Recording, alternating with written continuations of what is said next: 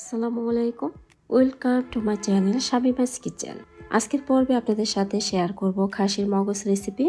এই খাসির মগজ খেতে এতটাই মজার, গরম ভাতের সাথে কিংবা রুটির সাথে পরিবেশন করতে পারবেন আর সকলেই কিন্তু খেয়ে ভীষণ প্রশংসা করবে। মগজ রান্নার জন্য পরিমাণ মতো সয়াবিন তেল দিয়ে দিচ্ছি 2টা তেজপাতা, এলাচ দিচ্ছি 4 পিস, দারুচিনি দিচ্ছি 2 পিস, পেঁয়াজ দিচ্ছি 1 কাপ, পেঁয়াজ বাড়িয়ে বা কমিয়ে দিতে পারবেন। লবণ দিচ্ছি স্বাদ মতো, দিচ্ছি ঘি স্বাদ মতো, ঘির পরিবর্তে বাটার দিতে পারবেন অথবা স্কিপ করতে পারবেন। এবার পেঁয়াজ একটু সময় ভেজে নেব, খুব বেশি ব্রাউন করব না, তবে আপনারা চাইলে ব্রাউন করে ভেজে নিতে পারেন। পেঁয়াজ কিছুটা সময় ভেজে নিয়েছি।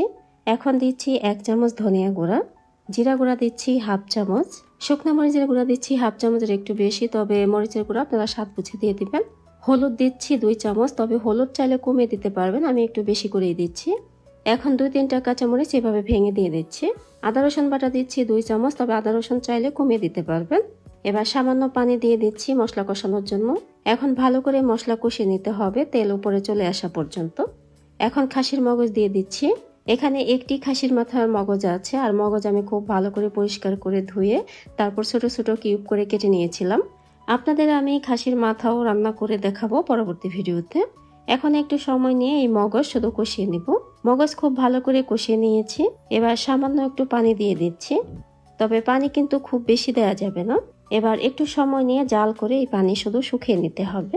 পানি অনেকটা শুকিয়ে নিয়েছি। যখন দেখবেন উপর দিয়ে তেল উঠবে তখন বুঝবেন রান্নাটা হয়ে গিয়েছে। খুব সহজ করে আজকে আপনাদের সাথে খাসির মাথার মগজ রান্না করে দেখিয়েছি। ভালো লেগে থাকলে বাসায় একবার হলেও ট্রাই করে দেখতে পারেন। আর আমি আজকে এই মগজ দিয়ে পরোটা দিয়ে পরিবেশন করেছি। সাথে ছিল ডিম পোস্ট আর ছিল কলা। বাচ্চাদের এভাবে খাওয়াতে পারেন, ওরাও কিন্তু ভীষণ পছন্দ করবে।